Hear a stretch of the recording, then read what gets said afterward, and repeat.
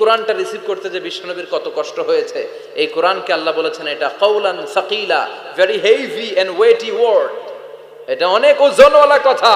ইন্না সানুলকি আলাইকা কাউলান, এটার অনেক ওজন। এই কোরআনটা যদি পাহাড়ের উপরে নাজিল করা হতো, পাহাড়গুলো দুমড়ে মুচড়ে ভেঙে টুকরো টুকরো হয়ে খান খান হয়ে যেত, ঠিক কিনা? এত কঠিন বানিয়ে এটা। ও নবী, আমি আলোর সাথে ওহির মিল ঘটিয়েছি, আলো দিয়ে ওহিকে বুঝিয়েছি। সূর্যের যেমনি কিরণ আছে, তেজ আছে, এই ওহিরও একটা তেজ আছে। এই তেজ, এই কিরণ আপনি সব সময় সহ্য করতে পারবেন না। এজন্য আমি ইচ্ছা করে কিছুদিন ওহি নাজিল করা বন্ধ করে রেখেছি। সুবহানাল্লাহ পড়ে।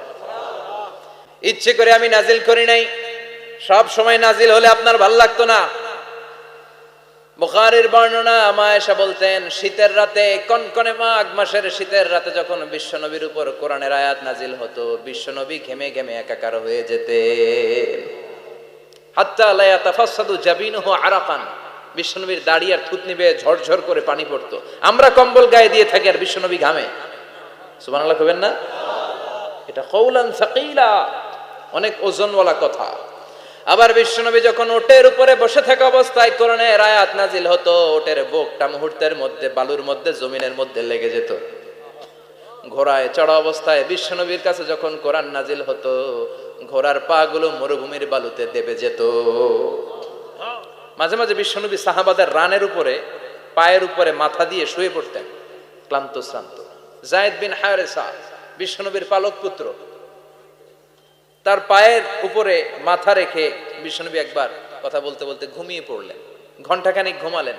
যায়েদ বিন হারেসা বলে, আমার কাছে তেমন কোনো কষ্টই হচ্ছে না, বিশ্বনবীর মাথাটা খুব বেশি ওজন মনে হচ্ছে না।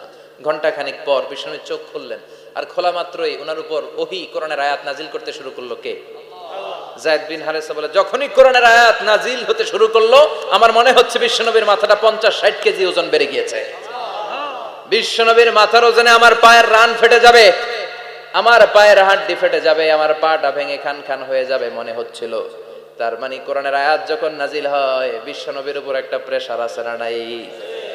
এই জন্য আল্লাহ বললেন, নবী আমি আপনার ভুলে যাই নাই।